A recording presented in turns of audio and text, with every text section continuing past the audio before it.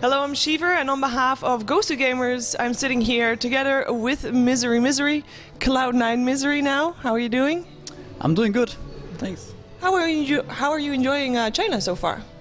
It's really nice this time. The hotel is really good, and it's actually similar to TI. So we play at the hotel, and we're taken really good care of. So it's really nice being here. And the tournament itself, I've heard some players voicing their discomfort with the very long days of playing. Are you finding that the same thing, or are you having like a great time? What's it for you? I think it's okay. There was one day where we played the last game at 12, and that ended up being at like 1. So that was a very long day, and I think some of us fell asleep between the last game. Okay. So that was like we had to wake up, and we were really tired when we played that game, and that was a long day. We also went 0-4, so that was actually an awful day just in general. But I mean, it's whatever. I think it's fine still. Do you think that's also a part of jet lag reasons? No, we didn't really have jet lag. We came here like 4 or 5 days before, and yeah, so we were pretty ready. Okay, so the 0-4 day, which was of course disaster day for you, do you think that was also part of like not having a really favorable tournament, or at least day, in terms of matches played in the space in between the games, or was it just the teams in the play? I don't know. We just played really bad all games. The last 2 games we had, I feel like we just fucked up. We pretty much fucked up all games. We played really poorly. We had some problems with drafts and some problem with like communication. Everything just seemed really off that day. So there's no real blame for it apart from us ourselves. So. Okay, so far since then, of course, it's been going a lot better because you're 5-6, 5-6. Of course, still higher loss than wins, but it's not yet the final day. Though you do have 2 very difficult opponents tomorrow. It's not the easiest days for you for sure. What do you think overall your performance of this tournament? Was it expected to go like this, or were you expecting better, or how are you finding things? I think, well, on the first day we played really well actually, and we went 2-1, which we should have probably been 3-1, but we ended up throwing the 3rd game. So after the first day I think everyone felt like we would probably end up doing better than we are right now. But at the same time, we didn't expect to just go secret style and go undefeated through everything, just because it's so unpredictable, this tournament. You didn't know what to expect from any team and how strong any team was going to be.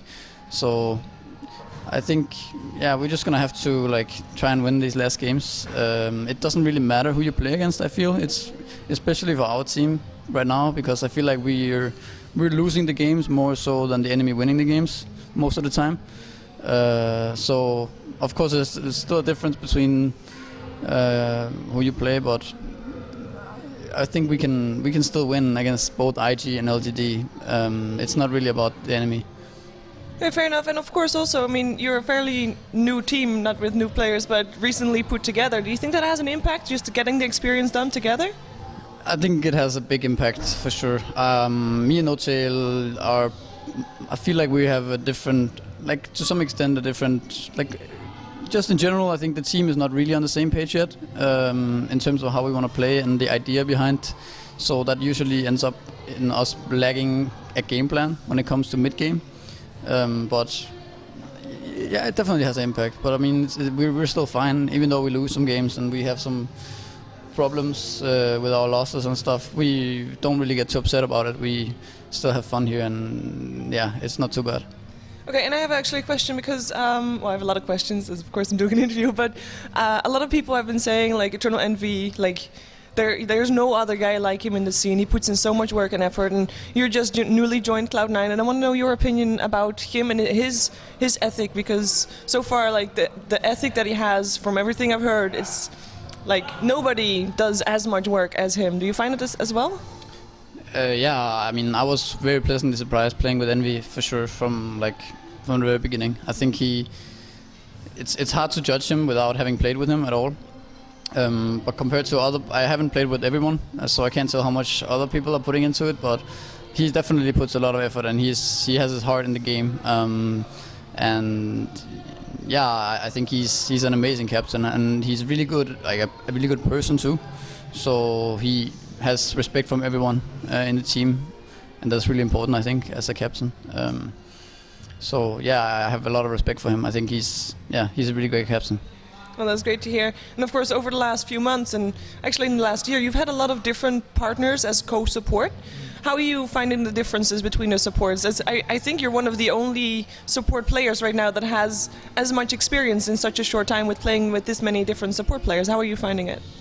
I think compared to before, I usually played like the 4 position role, and I usually ran around a lot on a map alone.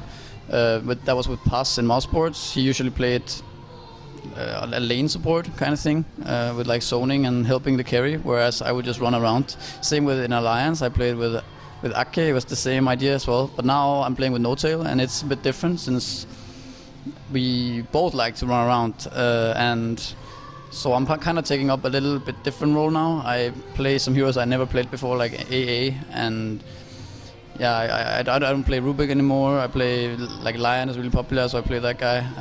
Just played Rasta. But in general, I don't move so much anymore early on. I don't solo smoke YOLO so much anymore. I just help Envy and pull a lot more. So in that sense, it's a bit different. Is it something that you miss, the less YOLO style? I don't think it's entirely that viable anymore either. Like, you can't just run around and gang everyone. It's very rare that it happens. So I don't like. It's cool when it happens and you get that game, but it's not that frequent that you can just do that. So I think it's fine. I like playing AA, and I like playing some new heroes too. So I'm happy with the way things are at the moment. And what's your favorite support hero at the moment? I mean, you like playing AA, but is it your favorite, or do you have a different favorite, or maybe a support duo in terms of 2 heroes? No, I like Lion a lot. I think that hero is the best support by far right now, apart from maybe Chen and Inch. But they're so different, so it's different. But Lion, I think, is great. I love playing that hero. Yeah, that's it. Okay, fair enough. And are there any players, any support players in the scene, and maybe even specifically at this tournament, that you're looking out for, seeing what they do differently perhaps, or what you can learn from, or maybe who not to learn from, who knows? I don't really look. I never really looked up to someone in that sense. I don't feel like I'm that type. I am not that type of person. I respect a lot of players and a lot of teams and the way they play. I don't feel like the supports and what they do are usually based on the team's strategy and idea they all have in the game. So specific support players, I don't know, Kuroki and Poppy are doing really well, but that's based on their strategies as well. They're pretty much running over everyone at 20 minutes pushing. So it comes down to how the team plays a lot, and what picks you have and stuff. But yeah, I mean, all the Chinese teams like IG and like VG and Newbie and all those guys, they all have played the game for so long, just as long as I have, and they're all have great achievements and stuff. So all of these guys I obviously respect a lot. Okay, fair enough. And of course, actually something that I also wanted to mention is you played a lot of games and a lot of professional Dota in a lot of teams together with Pycat, and now you don't. So I was wondering, like, do you miss him or his style, or because you were like really close teammates for a long time? Yeah, I feel like like sometimes it was very easy for us to play together because we played for so long, and we were just one brain at some points, you know, because it was so easy for us, and we had the same idea about how to play. That aspect of it, I definitely miss in that sense, and obviously, like, Pycat is also a nice dude, so like, in that sense, yeah. But I mean, I'm also happy that, to some extent, that we're not playing together, because we played together for so long, but we didn't actually achieve that much together in terms of actual results, and it's nice to try something different. Yeah. But yeah, like you play together for 3 years, then in the end it's so easy to play. But now you're playing with, I played with Secret a bit, I played with Alliance, and now I'm playing with Cloud9. It's so many like different mentalities and stuff, so in that sense it's very different. And do you feel actually playing with so many different teams that gives you a bit of an advantage over them, because you know how they think perhaps? No, not really. Like, the game just flows and it develops all the time. You can't. You maybe in some certain scenarios, maybe you know, in some very specific scenarios in a game you will know, but terms of strategy and overall, it's very hard to because you don't know what they practiced and you don't know what they're doing. Like, not really.